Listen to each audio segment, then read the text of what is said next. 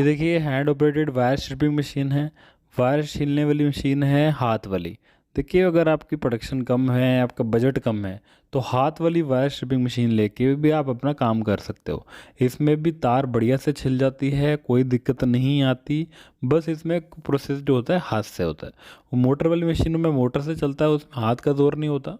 पर अगर बजट कम है, पैसे नहीं है, प्रोडक्शन भी कम है आपकी, तो मैनुअल मशीन से लेके भी काम कर सकते हो। इसमें आपकी ये मॉडल में 1 mm से 20 mm की वायरें आपकी हो जाएंगी। इसमें आप कॉपर भी छील सकते हैं, एल्युमिनियम की तारें हैं वो छील सकते हैं।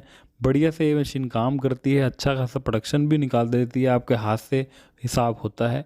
ये मशीन में कोई भी प्रॉब्लम नहीं आती बजट कम वालों के लिए।